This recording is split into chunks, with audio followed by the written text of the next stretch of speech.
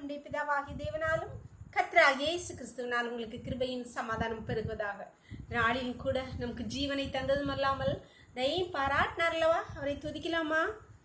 கர்த்தர் என் மேய்ப்பராய் இருக்கிறாரே, கர்த்தர் என் மேய்ப்பராய் இருக்கிறாரே, தாழ்ச்சி அடையேன் என்றுமே. கர்த்தர் என் மேய்ப்பராய் இருக்கிறாரே, அவர் என்னை புல்லுள்ள இடங்களில் மேய்த்து அமர்ந்த தண்ணீரண்டை நடத்துகிறார். அவர் என்னை புல்லுள்ள இடங்களில் மேய்த்து அமர்ந்த தண்ணீரண்டை நடத்துகிறார். கர்த்தர் என் மேய்ப்பராய் இருக்கிறாரே, ஆத்துமாவை தேற்றும் நேசரவர் ஆனந்தத்தால் நிறைக்கிறாரே.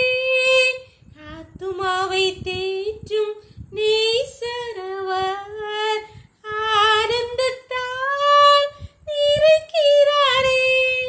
மகிமையின் நாமத்தின் நிமித்தமாக தம் நீதியின் பாதையில் நடத்துகிறார். கர்த்தர் என் மேய்ப்பராய் இருக்கிறாரே, தாழ்ச்சி அடையேன் என்றுமே. கர்த்தர் என் மேய்ப்பராய் இருக்கிறாரே. ஒரு வேத பகுதி வாசிக்கலாமா? எரேமியா 17வது அதிகாரம் 7-8 வசனங்கள். கர்த்தர் மேல் நம்பிக்கை வைத்து கர்த்தரை தன் நம்பிக்கையாக கொண்டிருக்கிற மனுஷன் பாக்கியவான். அவன் தண்ணீர் அண்டையிலே நாட்டப்பட்டதும் கால்வாய் ஓரமாக தன் வேர்களை விடுகிறதும் உஷ்ணம் வருகிறதை காணாமல் இலை பச்சையாயிருக்கிறதும் மழை தாழ்ச்சியான வருஷத்திலும் வருத்தமின்றி தப்பாமல் கனி கொடுக்கிறதுமான மரத்தை போல் இருப்பார்.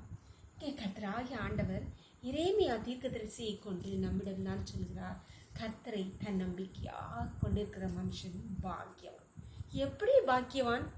அவன் எப்படி என்ன சொல்லியிருக்க? 8வது தண்ணீர் அண்டையில் நாட்டப்பட்டதும் கால்வாய் ஓரமாய் வேர்களை விட்டு இலை பச்சையாய் இருக்கிறதும் உஷ்ணமே வருகிறத பார்க்கவே மாட்டான், கஷ்டத்தையே பார்க்கவே மாட்டான். மழை தாட்சியான காலத்திலும் மழை பெய்யாத காலத்திலும் வருத்தமின்றி தப்பாமல் நமக்கு என்னென்ன தேவை எல்லாம் தப்பாமல் கிடைக்கிறதுமான மனுஷன் இருப்பான். அதுதான் பாக்கியம் என்று கர்த்தர் சொல்கிறார். அன்பானவர்களே, நம்முடைய நம்பிக்கை எது மேல் உள்ளது? நம்முடைய இடத்தில் இருக்கிற பணத்தின் மேலா, ஆஸ்தியின் மேலா, இல்லை நம்முடைய வேலை படிப்பின் மேலா, நம்முடைய செல்வத்தின் மேலே இருக்கிற அன்பான அவைகள் எல்லாம் மறைந்து போகக்கூடியவை, அவைகள் எல்லாம் ஒளிந்து போகக்கூடிய, ஆனால் மாறாத என்றென்றும் நேற்றும் இன்றும் என்று மாறாதவராக இருக்கிறார் ஆண்டவர் மேலே உங்கள் நம்பிக்கையை வைப்பீர்கள் என்றால், இதிலே 8வது வசனத்தில் சொல்லியிருக்கிறது போல, இலை எந்த உஷ்ணம் வந்தாலும், எந்த காற்றடித்தாலும், எந்த பிரச்சனை வந்தாலும் தப்பாமல் கனி கொடுக்கிற மரத்தை போல கர்த்தர் உங்களை மாற்றுவார். நம்மை அவரிடத்தில் ஒப்பு கொடுக்கலாமா? நம்முடைய நம்பிக்கை அவர் மேலே வைக்கலாமா? நம்ம ஒப்பு கொடுத்து ஜோம் போடலாமா? எங்களை நேசிக்கிற எங்களை அன்பின் தகப்பனே, தர்மையான நாளை கூட எங்களுக்கு ஈவாய் தந்தீங்களேப்பா, கூட நன்றி தகப்பனே. நாளையும் காலை முதல் இம்மட்டுமாய் உங்களுடைய தயவுள்ள கரம், உங்கள் கிருபை எங்களை தாங்கினதேப்பா, அதனால பிழைச்சிருக்கிறோம் கர்த்தாவை. இப்பொழுது மடியாளோடு இணைந்திருக்கிற ஒவ்வொரு பிள்ளைகளையும் உங்களுடைய கருத்தில் தருகிறோமப்பா.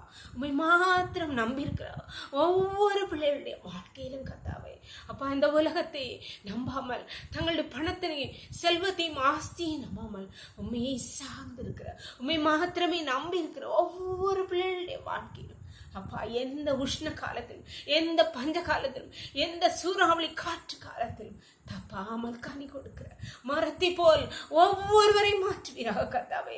ஹல்லேலூயா, ஸ்தோத்திரிக்கணும். ஒவ்வொரு பிள்ளைகளும் கருத்தை தாழ்த்தி தருகிறோம். இந்த நோக்களை மூடி மறைச்சுக்கோங்க. சகல துதியும் கனமும் வல்லமையும் பலனும் ஞானமும் எங்கள் தேவாதி தேவன் ஒருவருக்கே செலுத்துகிறோம். இயேசுவின் மூல ஜெபங்கள் அல்ல தந்தையே, ஆமென்.